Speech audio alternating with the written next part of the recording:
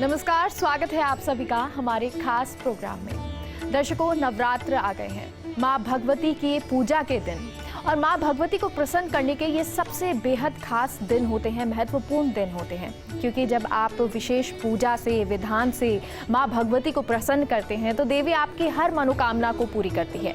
लेकिन कुछ चीज़ों का आपको ध्यान रखना बहुत ज़रूरी होता है।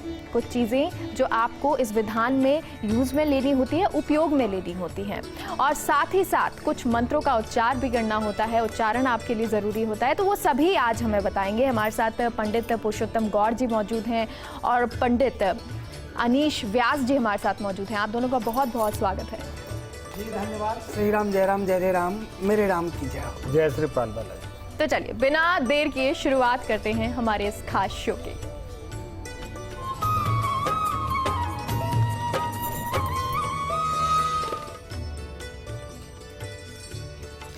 क्योंकि सबसे पहला दिन नवरात्र का होता है घट स्थापना का दिन, और ये दिन जब हम माँ की घट स्थापना करते हैं, विधि विधान से पूजा करते हैं, उन्हें अपने घर में विराजित करते हैं।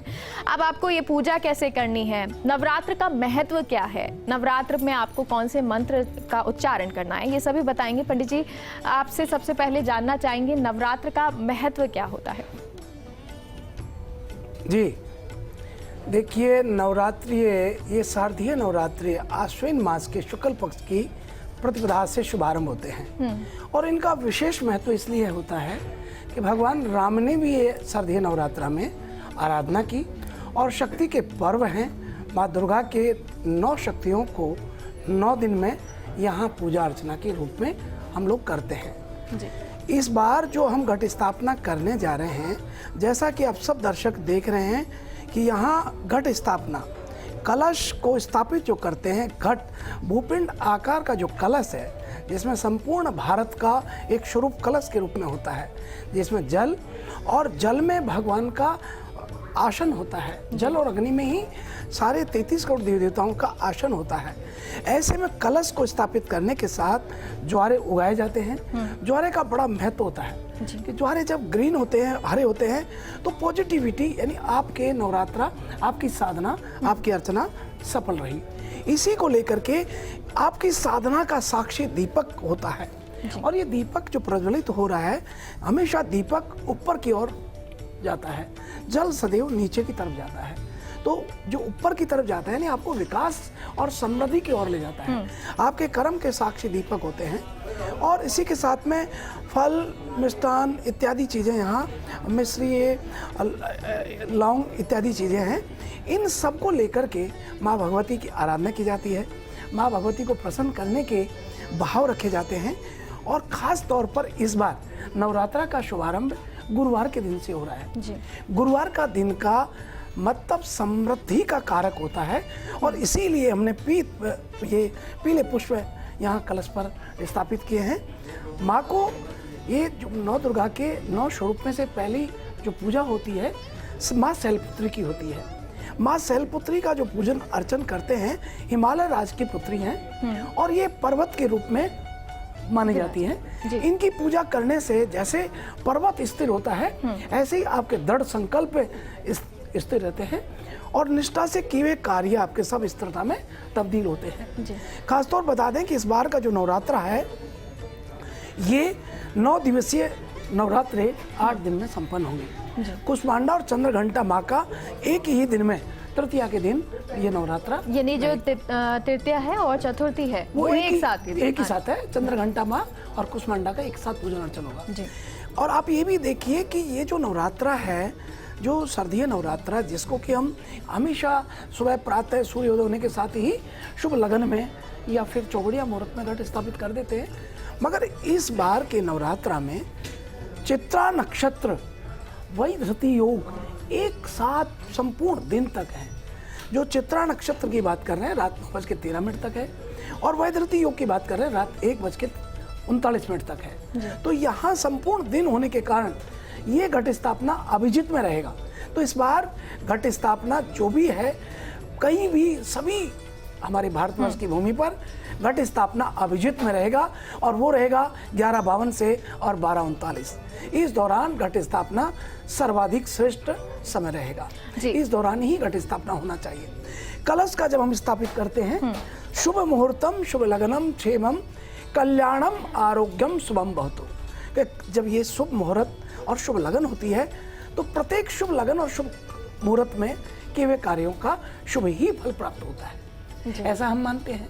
बिल्कुल जी। पंडित जी, जैसे कि आपने बताया कि शुभ मुहूर्त जो है वो 11:52 से शुरू होगा, यानी कि इस बार जो मुहूर्त है वो थोड़ा सा लेट शुरू हो रहा है। शुभ लेट हो रहा है क्योंकि जो चित्रा नक्षत्र है, वैधृति योग है, हमारे देवी पुराण में इसको निषेध माना है कि जब ये होते हैं संपूर्ण दिन तो केवल अभिजित में ही घट स्थापना होती है। इसके अतिरिक्त आप घट स्थापना करते हैं तो शास्त्रोक्त नहीं है। शास्त्रों के निर्देश है केवल अभिजित में करना शुभ है, बाकी शुभ नहीं माना जाता है। जी अनीश जी, पंडित जी आपसे जानना चाहेंगे, क्योंकि कई लोग ऐसे होते हैं जो ऑफिस जाते हैं या मॉर्निंग में ही निकल जाते हैं। अब वो लोग चाहते तो हैं कि माँ की पूजा करें, घट स्थापना करें, लेकिन अभिजीत मुहूर्त जो है वो 11:52 का बताया जा रहा है, अब क्या करें?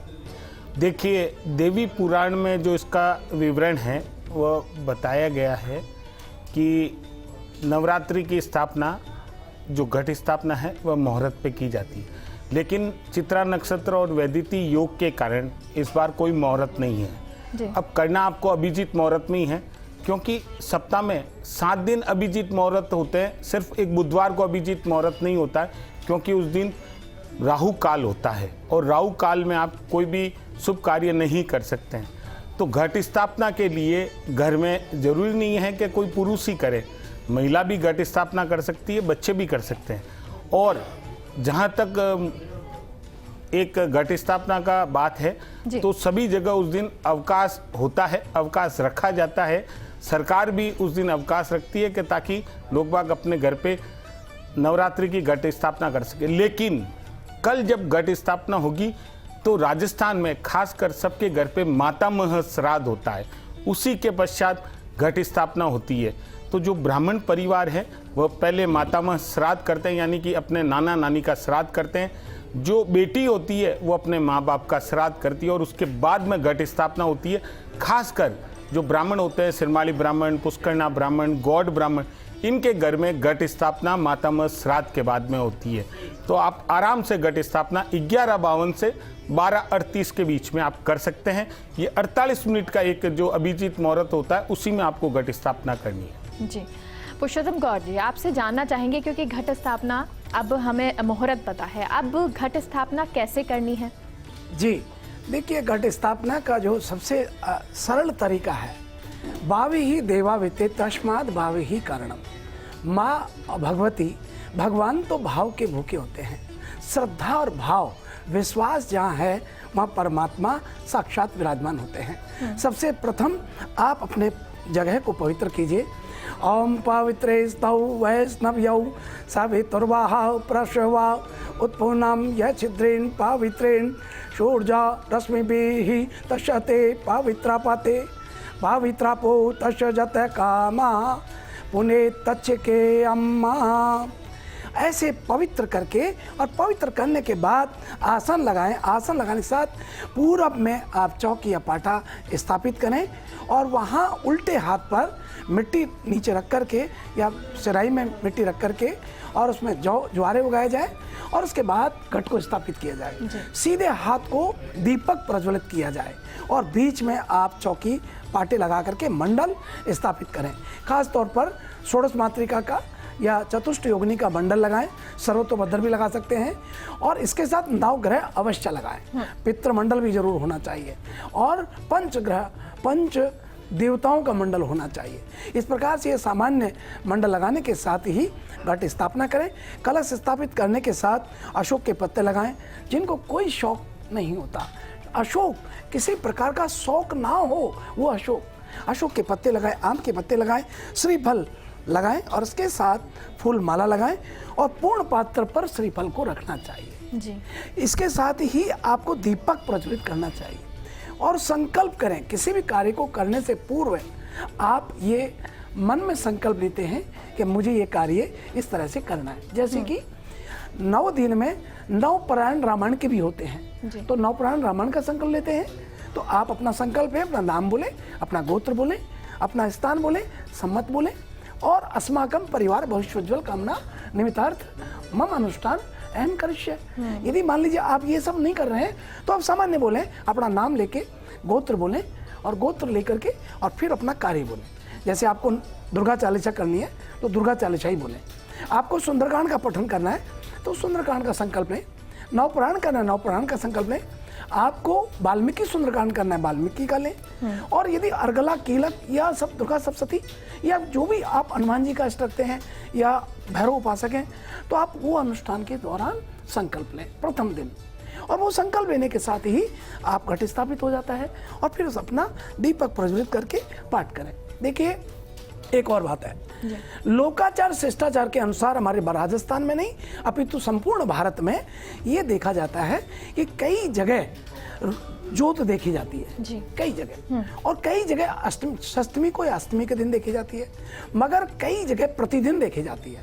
उसके बाद जोत लें और जोत में संपूर्ण परिवार होना चाहिए, क्योंकि जहाँ सुमति तय संपत्ति नाना, जहाँ कुमति तय विपत्ति निधाना, जहाँ संपूर्ण परिवार है, प्रसन्नता है, आत्मीयता है, अपनापन है, उत्सुकता है, तल्लीनता है, वहाँ ही तो परमात्मा। और सब लोगों को फिर तिलक करें, मूली कलावा बांधें और इसके साथ ही आप अनुष्ठान से पहले, अपना पाठ करने से पहले एक आरती करें और सारे लोग सामूहिक आरती करें। आरती दोनों समय होती है। माँ भगवती की आरती सुबह पाठ होने के साथ और संध्या के समय आप गोधूली वेला में फिर आरती करें। और देखिए एक और बात है कि जब माँ भगवती को प्रसाद अलग अलग दिन होता है, क्योंकि माँ दुर्गा के 9 स्वरूपों की पूजा की जाती है। ये 3 भागों में विभाजित है। दुर्गा जी का सरस्वती, दुर्गा और लक्ष्मी।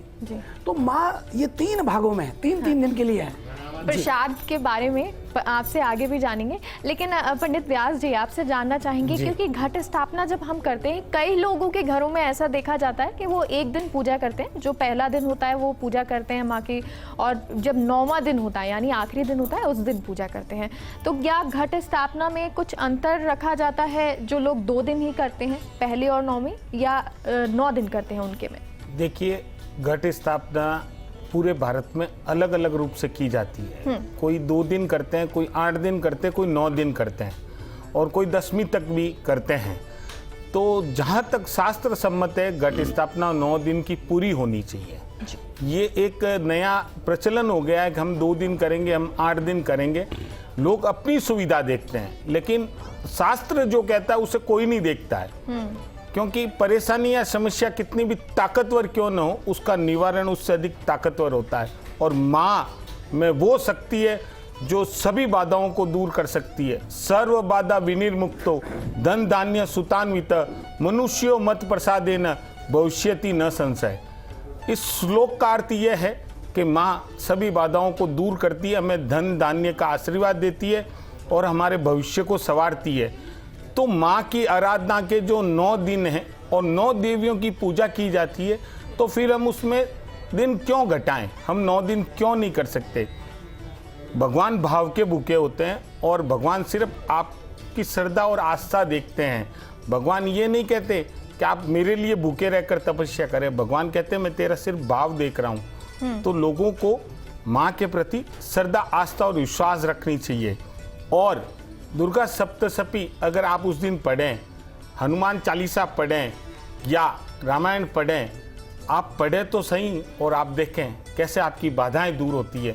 क्योंकि ज्योतिष एक ऐसा शास्त्र है जो वेंटिलेटर पे बीमार आदमी को भी घर भेज सकता है। तो घट स्थापना करने के पश्चात आप 9 दिन तक आराधना करें। और कुछ घरों में अखंड ज्योत जलती है, यानी माँ का प्रथम दिन से लगाकर नवरात्रि तक 9 दिन तक वो अखंड ज्योत जलती है। लोग बाग सारे रात जगकर बारी बारी से उस अखंड ज्योत का ध्यान रखते हैं, उसमें घी डालते हैं, ज्योत का ध्यान रखते हैं कि कहीं वह ज्योत बुझ नहीं जाए। तो ये माँ के प्रति आस्था है। और जो लोग करते हैं पूरे 9 दिन, उन्हें माता रानी सभी बाधाओं से मुक्त करती है। जी पंडित जी, लेकिन जैसा कि बताया भी पुरुषोत्तम गौर जी ने कि क्या सामग्री हमें रखनी चाहिए, और आपने कहा भाव की भूखी होती है माँ, और ये सही भी है कि भगवान जो है वो भाव का भूखा होता है, और जब हम भगवान को श्रद्धा से कोई भी भोग लगाते हैं तो वो प्रसन्न होकर उसको ग्रहण भी करते हैं। लेकिन व्यास जी, आपसे जानना ये चाहेंगे कि चाहे अमीर हो चाहे गरीब हो, कोई भी व्यक्ति हो, वो किस तरह और कौन कौन सी चीज़ें घट स्थापना में रखे, यानी कि वो तो आवश्यक है ही, आपके पास अगर थोड़ा धन है या बहुत धन है, वो आपको रखनी है घट स्थापना में। देखिए, घट स्थापना में अगर आप थोड़ी भी सामग्री लेंगे तब भी माता प्रसन्न होगी। बस माता आपका भाव देखती है, तो आप एक चौकी पर लाल कपड़ा बिछाएं और कलश की स्थापना करें, जिसे हम घट स्थापना कहते हैं। और थोड़े से अगर आप माता के 16 श्रृंगार होते हैं, बिंदी, सिंदूर और चूड़ी, ये जो 16 श्रृंगार होते हैं, अगर इनमें से अगर आप 2 चीज़ भी रखेंगे तो भी माता प्रसन्न होगी। साथ में आप हल्का सी घर पे ही बना सकते हैं कोई मिष्ठान, जैसे हलवा बना सकते हैं आप घर पे लापसी बना सकते हैं, जो राजस्थान में सबसे ज़्यादा बनाई जाती है। ये माता के भोग होते हैं। और फल आप एक भी रखेंगे, एक केला भी रखेंगे, एप्पल भी रखेंगे, तब भी माता आपके उस प्रसाद को स्वीकार करती है।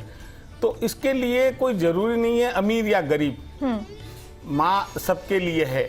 और कहते हैं कि देवी माँ की अगर आपने आराधना कर ली तो आपको कोई भी रोग नहीं होता है। अगर कोई बीमारी होती है तो वो स्वतः ही 9 दिनों में नष्ट हो जाती है। ये देवी पुराण में इसका विवरण भी है। इसीलिए मैंने जो अभी मंत्र बोला था, सर्व बाधा, ये सभी रोगों को नष्ट करने वाला मंत्र है। तो बस आप कलश स्थापना में ये मत देखें कि मैं खूब सारी सामग्री लेकर कलश स्थापना करूं। आप थोड़ी सी सामग्री से भी कर सकते हैं। इसमें आप कुमकुम, रौली, मौली, चावल, सुपारी, ये भी अगर लेंगे ना तब भी आपकी घट स्थापना हो जाएगी। बस कलश का होना उसमें बहुत ज़रूरी है। बिल्कुल, तो आपका जितना सामर्थ्य हो उस सामर्थ्य के हिसाब से चीज़ें रखिएगा, लेकिन जो विधि विधान से पंडित जी ने बताया है वो विधि विधान से आप पूजा कीजिएगा। पुरुषोत्तम गौर जी, जैसा कि आप कह रहे थे कि जो पूजा है उसमें प्रसाद माता को अलग अलग दिन, क्योंकि 9 दिन होते हैं तो अलग अलग दिन अलग अलग भोग चढ़ाया जाता है, तो पहले दिन क्या भोग, दूसरे दिन, और ऐसे ही 9 दिनों तक क्या प्रसाद होना चाहिए? देखिए, आपने बहुत ही अच्छा प्रसंग रखा है। माँ भगवती के श्री चरणों में प्रत्येक भक्त बहुत श्रद्धा से, बहुत उत्सुकता से, बहुत ही भाव से अपनी पूजा अर्चना करता है। लेकिन सर्वप्रथम मैं आपको सभी को बताना चाहूँगा, माँ भगवती को लाल पुष्प बहुत प्रिय है। पुष्प माँ को लाल पुष्प यानी गुलाब की माला माँ भगवती को अर्पण करें, और गुलाब की माला के साथ प्रतिदिन प्रति देवी का अलग अलग प्रसाद अर्पण करें। शैलपुत्री की बात करें तो आप किशमिश और ख़ास तौर पर मिश्री दोनों बहुत प्रिय हैं। किशमिश, मखाने आदि का आप भोग लगाएं जी। और भोग के दौरान तो सबसे प्रिय मंत्र है ओम नाभ्यासिदंतरिक्षगुं शेषनौ देवौ समवर्ता तथा पद्भ्याम्बो मृदिशा श्रोत्रा तथा लोकाम अकल्पयन्नः। माँ भगवती को प्रसाद अर्पण करें। यत्पुरुषेण विका देवा यज्ञमतन वतः वसंतोषासीदाजम गी इदम दर सरदवी।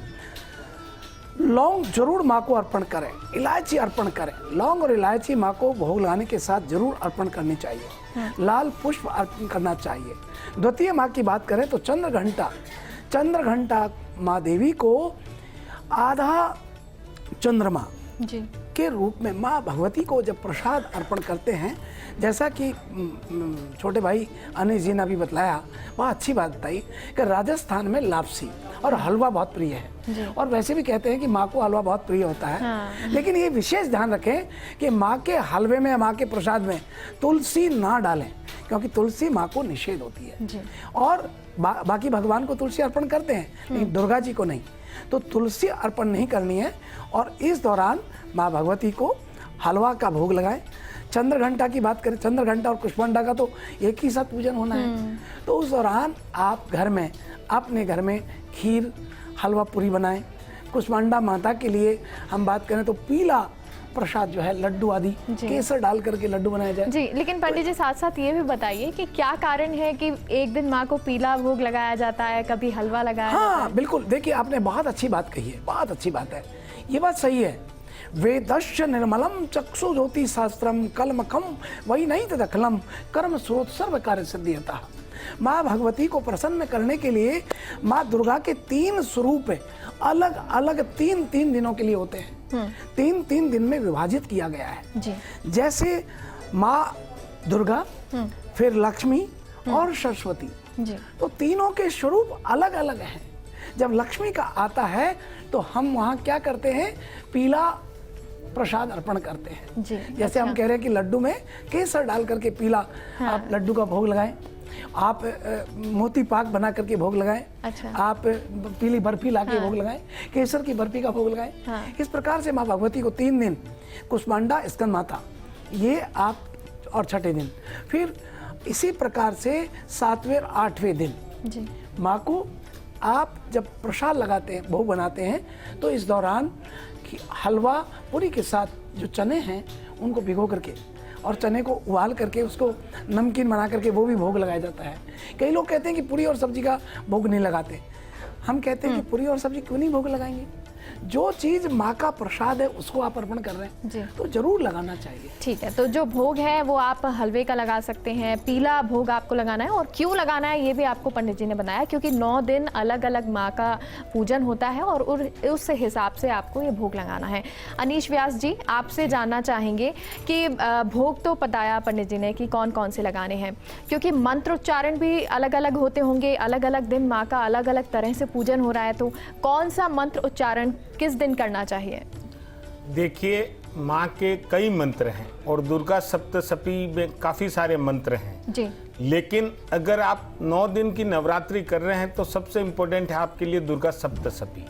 और दुर्गा सप्तशती का अगर आप पाठ कर पाएं तो वह सबसे इम्पोर्टेंट है आपके लिए नवरात्रि का शुभ होना, क्योंकि माँ के सभी रूपों का वर्णन दुर्गा सप्तशती में मिलता है। जी।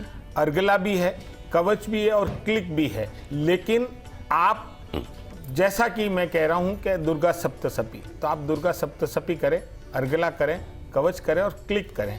और ये तीनों करने के बाद में आप मैया की आरती जरूर करें, क्योंकि मैया की जो आरती है वो बहुत सिंपल है। हर जगह अलग अलग आरती है, लेकिन मैया रिद्धि दे सिद्धि दे, वंश में वृद्धि दे माँ वाग्वानी।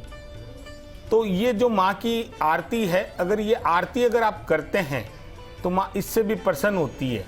जहाँ तक श्लोकों की बात है तो दुर्गा सप्तशती में कई सारे श्लोक हैं। मैं 1-2 श्लोक आपको बोल के बताता हूँ।